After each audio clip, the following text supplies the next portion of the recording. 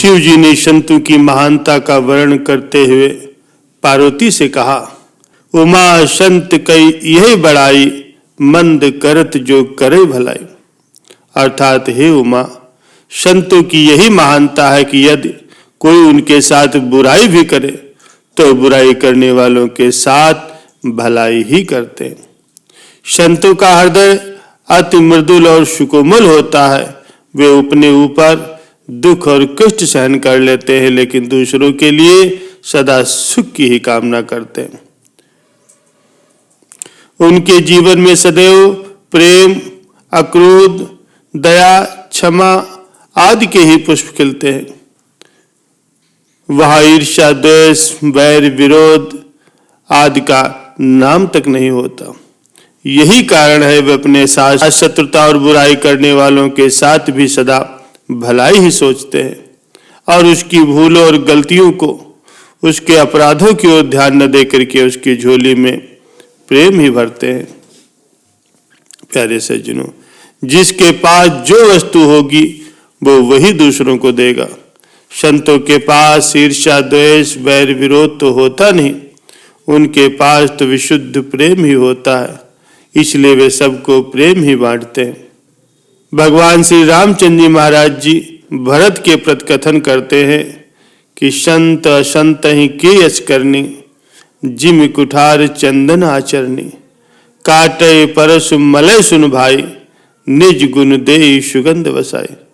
संत और संत की करनी ऐसी है जैसे कुल्हाड़ी और चंदन का आचरण होता है। कुल्हाड़ी चंदन को काटती है क्योंकि उसका स्वभाव ही है वृक्षों को काटना, लेकिन चंदन अपने स्वभाववश काटने वाली कुल्हाड़ी को भी अपने गुण अर्थात सुगंध से भरपूर कर देती है।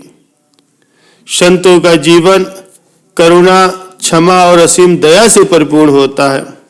उनका स्वभाव अति शीतल और शांत होता है।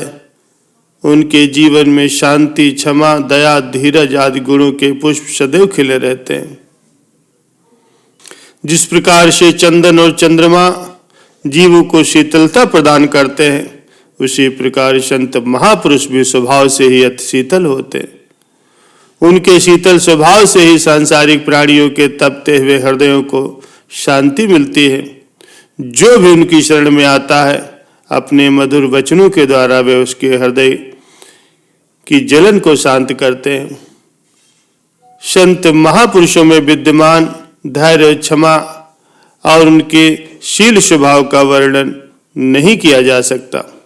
उनके कोमल मृदुल वचनों से वज्र हृदय मनुष्य भी पिघल जाता है और दानवता त्याग करके वो मानव बन जाता है।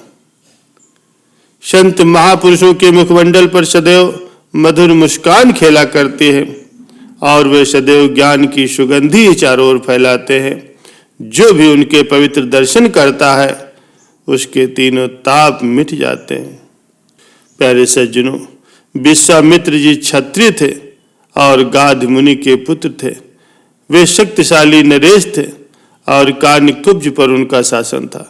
एक बार वे अपनी सेना की एक टुकड़ी के साथ वन में आखेट के लिए गए। आखेट करते हुए वो उसी वन में जा पहुंचे जहां महर्षि वशिष्ठ का आश्रम था। महर्षि वशिष्ठ ने विश्वामित्र का स्वागत किया और उन्हें सेना सहित भोजन के लिए अपने आश्रम पर आमंत्रित किया।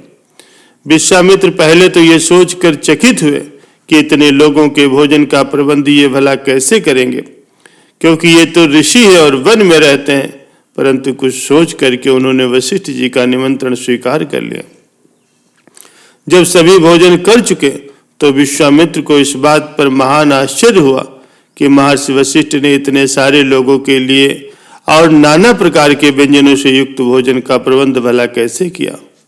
उन्होंने गुप्तचरों के द्वारा इसकी खोज कराई तो उन्हें ज्ञात हुआ कि महर्षि वशिष्ठ के पास नंदिनी नामक एक गाय है जो सभी मनोकामनाएं पूर्ण करने वाली है और उसी के द्वारा वशिष्ठ जी ने भोजन का प्रबंध किया। विश्वामित्र सोचने लगे कि यह गाय तो मेरे जैसे नरेश के पास होनी चाहिए। ऋषियों मुनियों को इस गाय की भला क्या आवश्यकता है।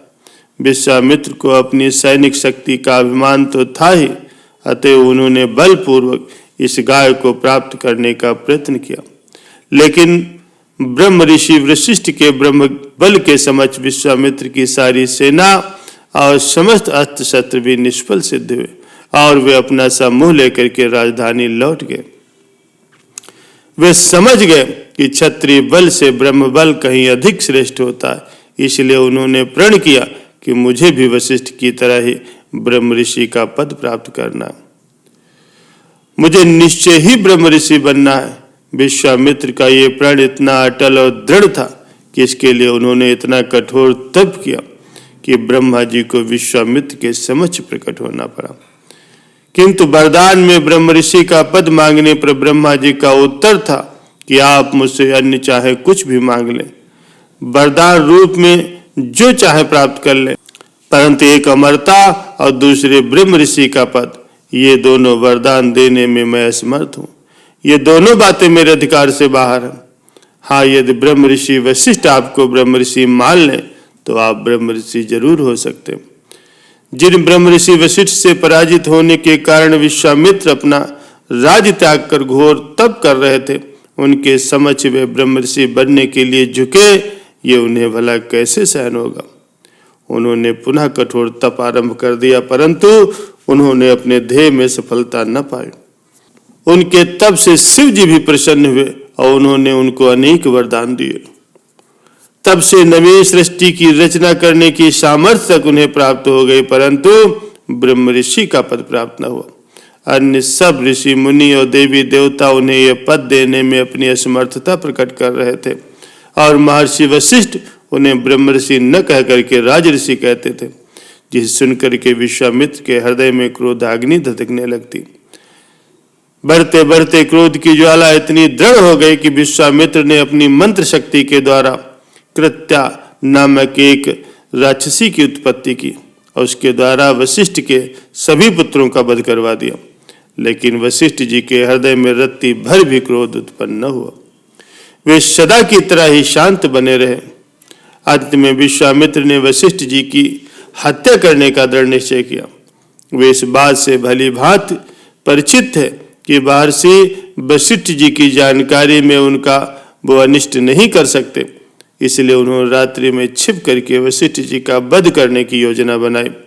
रात्रि होने पर एक धारदार शस्त्र लेकर के वे वशिष्ठ जी के आश्रम में जा पहुंचे और एक स्थान पर छिप करके अवसर की प्रतीक्षा करने लगे। पूर्णिमा की रात थी।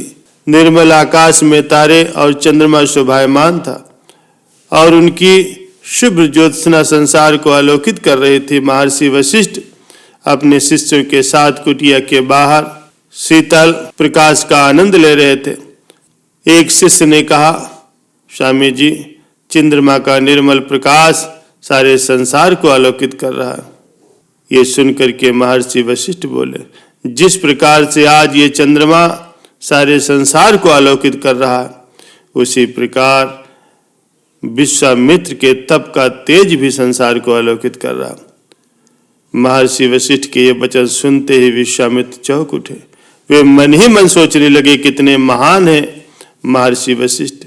मैंने इनका अनिष्ट करने के लिए कोई कसर नहीं छोड़ी, लेकिन वे फिर भी अपने शिष्यों के समक्ष मेरी ही प्रशंसा कर रहे, वो भी मेरे सामने नहीं अपितु मेरे पीछे। लेकिन मैं कितना अधम हूँ कि इनका ही वध करने के लिए यहाँ छिपा बैठा। किए हुए कर्मों के प्रति हृदय में ग्लानि उत्पन्न हुई। नेत्रों में पश्चाताप के आंसू लिए वे महर्षि वशिष्ठ के चरणों में जा गिरे। घृणा ने प्रेम के समक्ष, क्रोध ने क्षमा के समक्ष और अहंकार ने विनम्रता के समक्ष पराजय स्वीकार कर ली। महर्षि वशिष्ठ ने उन्हें अपने हाथों से उठाया और कहा, उठो ब्रह्म ऋषि विश्वामित्र, और उन्हें अपने हृदय से लगा लिया। उनके हृदय में मानो विश्वामित्र के प्रति बिल्कुल भी दोष नहीं था और ब्रह्म ऋषि विश्वामित्र जिस पद को वर्षों की कठोर तपस्या द्वारा भी प्राप्त न कर सके, उसी पद को विनम्रता और दीनता से उन्होंने एक क्षण में ही प्राप्त कर लिया। प्यारे सज्जनों, हमारा भी कर्तव्य है कि दया, क्षमा, करुणा, नम्रता, दीनता और प्रेम आदि सद्गुणों को अपने हृदय में धारण करें, तभी हम सच्चे अर्थों में गुरुमुख बन सकते हैं और श्री सद्गुरु महाराज जी की कृपा के पात्र बन करके अपने जीवन को सफल बना सकते हैं।